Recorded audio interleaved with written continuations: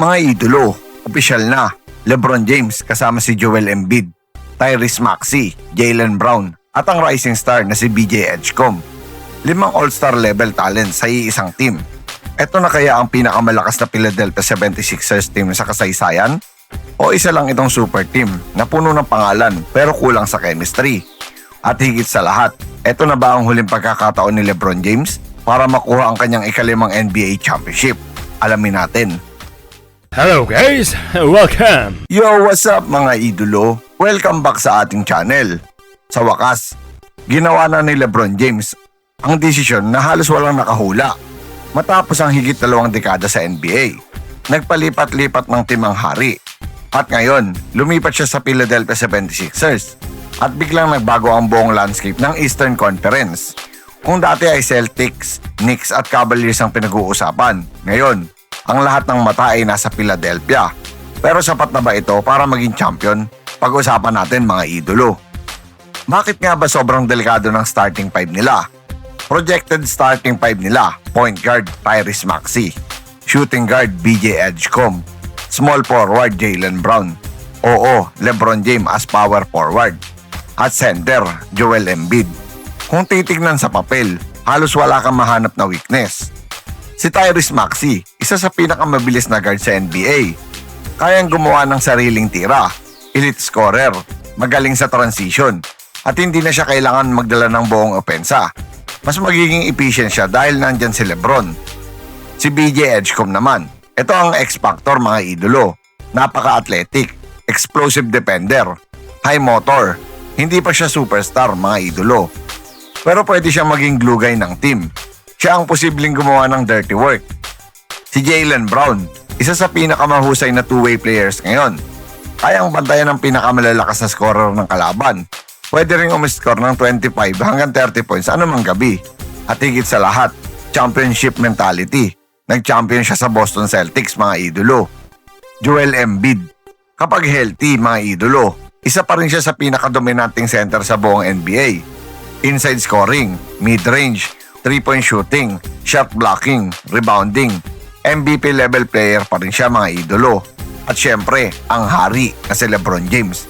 41 years old pero isa pa rin sa pinakamatalinong basketball player sa buong mundo. Hindi na niya kailangan umiscore ng 30 points gabi-gabi. Ang kailangan lang niya, kontrolin ng laro, hanapin ang open man, at maging leader ng locker room. At ito mga idolo, bakit mas babagay si LeBron James sa Sixers? Ito ang malaking kaibahan. Hindi na kailangan ni LeBron maging number 1 scorer. Pwede na siyang maging point forward.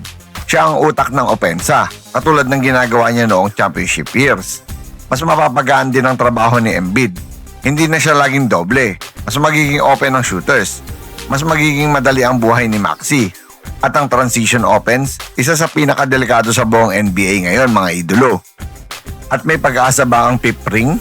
Ang sagot, oo mga idolo. Pero hindi magiging madali yan. Sa Eastern Conference pa lang, nandyan ang Knicks, Cavaliers, Magic, Pistons, at iba pang batang teams na gutom manalo. Kapag umabot naman sila sa finals, malamang makakaharap nila ang Thunder, Spurs o kaya Nuggets. Hindi biro ang dadaanan nila, pero kung healthy silang lahat, walang team ang gusto makalaban ng lineup na ito. Maraming analyst ang naniniwalang isa ito sa pinakamalakas na starting 5 sa papel ngayong season. At pag-usapan natin ang upside ng Sixers. Number 1, championship experience.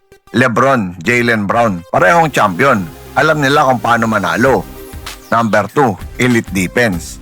Brown, Edgecombe, LeBron, Embiid, napakaraming switchable defenders. Most defenders. Number 3, playmaking. Hindi lang si LeBron, pati si Maxey, pati si Embiid. Maraming pwedeng gumawa ng opensa mga idolo. Number 4, clutch players. Kapag di kita ng laban, maraming pwedeng umako. Hindi predictable mga idolo. Pag-usapan din natin syempre ang downsides. Syempre, hindi naman lahat perpekto. Number 1, health. Ito ang pinakamalaking problema. Si LeBron James ay 41 years old. Si Embiid naman, kilala sa injury history. Kapag may isa sa kanila ang mawala, ibang team na agad ang Sixers. Number 2, chemistry. Hindi madaling pagsamahin ng 5 superstar. Sino ang unang option? Sino ang kukuha ng last shot? Kailangan nilang isang tabi ang ego, mga idolo. Number 3, bench depth. Maganda ang starting 5. Pero paano kapag second unit na? Mahabang season ng NBA. Hindi sapat ang 5 players lang. Isa ito sa mga pangunahing tanong ng mga analyst. Matapos ang pagdating ni LeBron James. Pang-4, load management. Hindi pwedeng paglaruin si LeBron ng 38 minutes bawat gabi. Ganon din si Embiid. Kaya malaking challenge kay Coach Nick Nurse ang tamang rotation. Pero para sa akin mga idolo, kung magiging healthy ang buong roster, Philadelphia ang isa sa top favorites para manalo ng NBA championship. Hindi man sila siguradong champion, pero siguradong magiging nightmare sila sa playoffs. At kung may isang tao na alam kung paano manalo sa pinakamalalaking laban, iyon ay si LeBron James. Maaaring ito na talaga ang kanyang huling malaking championship run. At kung makukuha niya ang ring number 5, mas lalo pang titibay ang argument niya sa pagiging greatest of all time. Kayo naman ang tatanungin ko mga idolo, sa tingin ninyo, makukuha ba ni LeBron James ang kanyang 5th NBA championship kasama ang Philadelphia 76ers? O isa na naman ba itong super team na mabibigo dahil sa injuries at chemistry issues? I-comment niyo ang inyong prediction. At kung gusto niyo ng mas marami pang NBA updates, trade rumors, game analysis at basketball stories na taglish, huwag kalimutang i-like ang video, mag-subscribe sa channel, at pindutin ang notification bell para lagi kayong updated. On three-pointer. Right there. Down to 3. James falling away. Puts it up. Puts it. The Sixer fans will remember in the last matchup in Philly. Max. Tap points for the big fella. Old school Embiid there. 9 now for Siakam. Zone here from the Pacers. Embiid, great. James. Ayton in the front court. Lobs it to Kennard. James drives down the lane.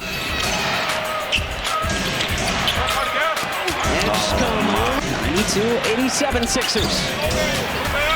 Tyrese Maxey. Heads up there. On the Pacers end of the floor. Joel Embiid. Grimes, the step back 3. Embiid, weak side rebound. With LeBron, just going to back him in. And the spin, and the fadeaway. That's what LeBron wants to do. Off that. What do you do in response? They have won their last 5 here at home. You go to this guy. Offside position, look at him boxing out early, gets the rebound, feels He's figuring it out here in this third. Right pass. Quick first step. Night for the Lakers. Leaves it up. 6-92 Sixers. Embiid, let's Maraming salamat sa panonood. Dahil dito sa channel na ito, basketball ang tunay na panalo. Once again, this is your Spotlight and Sports. Maraming salamat mga ka-sports.